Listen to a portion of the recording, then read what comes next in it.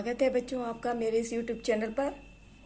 आज हम जो है केकई का अनुताप, जो कि मैथिली शरण गुप्त जी द्वारा रचित है और उनके साकेत महाकाव्य से लिया गया है, तो उसकी कुछ लाइनों की व्याख्या करेंगे। तो देखिए कहाँ से शुरू कर रहे हैं हम। दुर्बलता का ही चिन्ह विशेष शपथ है, पर अबला जन के लिए कौन सा पथ है। तो प्रसंग यह है इसका यहाँ पर कि केकई राम और भरत की बातों को सुनती है और अपनी भूल स्वीकार करते हुए वह कहती है। तो क्या कहती है कि देखिए, दुर्बलता का ही चिन्ह विशेष शपथ है। तो केकई कहती है कि दुर्बलता यानी कमजोरी। तो कहती है कि सौगंध खाना यदि व्यक्ति की कमजोरी का प्रमाण होती है, पर अबलाजन के लिए कौन सा पथ है। पथ मतलब रास्ता। तो कह रही है पर अबलाजन, लेकिन मुझ अबला के लिए सौगंध खाकर अपनी बात को सही सिद्ध करने के लिए, यानी अपनी बात को प्रमाणित करने के अलावा और कोई रास्ता यानी और कोई मेरे पास उपाय नहीं है। यदि मैं उकसाई गई भरत से हूं, तो पति समान ही स्वयं पुत्र भी खूं। तो यदि मैं उकसाई गई, तो कह रही है केकई कहती है, सौगंध खाते हुए कहती है कि सच तो ये है कि इस कार्य के लिए मुझे भरत ने नहीं उकसाया। वो कह रही है और यदि कोई इस बात को सिद्ध कर दे कि मुझे इस कार्य के लिए, किस कार्य के लिए, मुझे इस कार्य के लिए, और वो कार्य कौन सा है, वो कार्य है कि राम को 14 वर्ष का वनवास। वो कह रही है यदि मुझे इस कार्य के लिए भरत ने उकसाया हो, तो वह कहती हैं तो पति समान ही स्वयं पुत्र भी खूं। तो कह रही है तो मैं अपने पति के समान ही अपने पुत्र को भी खो दूं। वो आगे कहती है ठहरो मत रोको मुझे, कहूं सो सुन लो। तो वो आगे कहती है, केकई वहाँ उपस्थित लोगों से, जनसमूह से कहती हैं कि आप लोग मुझे मेरे मन की बात कहने से मत रोको, मुझे मेरे मन की बात कह लेने दो, कहूँ सो सुन लो, और जो मैं अपने मन की बात कहूँ उसे सब सुन लो। पाओ यदि उसमें सार, उसे सब चुन लो। तो केकई आगे कहती है कि यदि मेरी बात का कोई सार हो तो उसे मान लो, अन्यथा मत मानो। करके पहाड़ सा पाप मौन रह जाऊं। तो वह आगे कहती है कि अब मेरे लिए यह संभव नहीं है कि मैं पहाड़ से भी बड़ा पाप करके चुप रह जाऊं। राई भर भी अनुताप न करने पाऊं।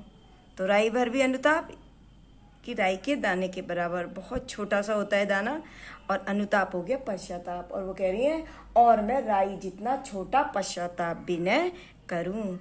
थी सन नक्षत्र शशि निशा ओस टपकाती। शशि चंद्रमा हो गया, निशा रात्रि हो गया। तो कह रही है थी सन नक्षत्र शशि निशा ओस टपकाती। तो शशि मतलब यहाँ पर कवि कहते हैं कि जिस समय केकई अपने द्वारा किए गए कार्यों के लिए पश्चाताप करती है, तो उस समय थी सन नक्षत्र। तो कह रहे हैं उसी समय सन नक्षत्र मतलब तारों से जड़ी हुई चांदनी रात ओस कणों के रूप में आंसुओं की वर्षा कर रही थी। रोती थी नीरव सभा हृदय थपकाती। तो कवि कह रहे हैं कि नीरव का मतलब होता है मौन। तो कह रहे हैं कि उस समय नीचे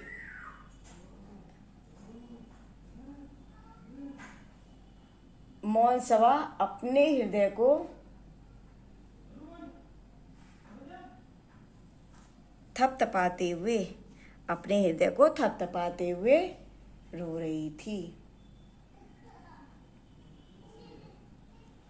उल्का सी रानी दिशा दीप्त करती थी। उल्का सी, तो वो कह रहे हैं उल्का सी रानी दिशा दीप्त करती थी।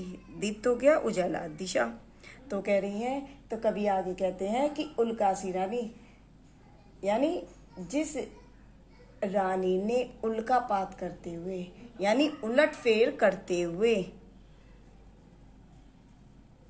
जिस रानी ने उलटफेर करते हुए अयोध्या को नष्ट कर दिया।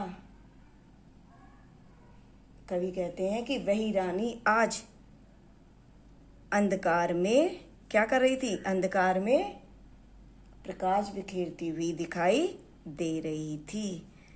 सब में भय, विस्मित और खेद भरती थी।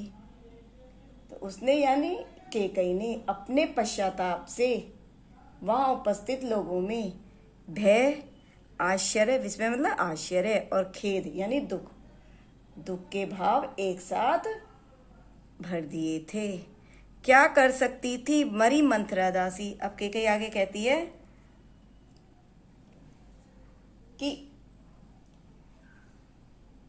कि बेचारी मंथरा तो एक साधारण सी नारी थी, दासी थी। उसमें इतना बल कहाँ था? उसमें इतनी शक्ति कहाँ थी? उसमें इतनी हिम्मत कहाँ थी कि वह मेरे मन को बदल सके? मेरा ही मन रह सका न निज विश्वासी। तो कह रही हैं वास्तव में तो मेरा मन ही अविश्वासी हो गया था। मेरा ही, वो कह रही है मेरा ही अपने पे से भरोसा उठ गया था।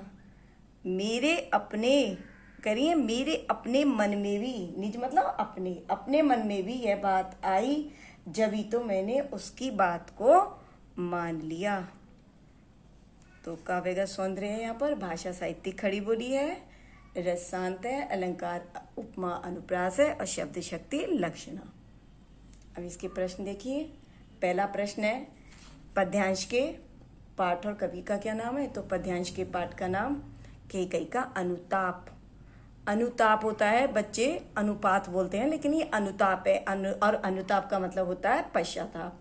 कैकेयी का अनुताप और कवि का नाम मैथिली शरण गुप्त है। और अगर हमें संदर्भ लिखना है तो संदर्भ आपको पता ही है, प्रस्तुत पद्यांश हमारी पाठ्य पुस्तक के काव्य खंड के कैकेयी के अनुताप शीर्षक से लिया गया है और इसके रचयिता या कवि मैथिली शरण गुप्त हैं। अब अगला प्रश्न देखिए। अपनी बात को प्रमाणित करने के लिए कैकेयी के पास एकमात्र क्या उपाय था?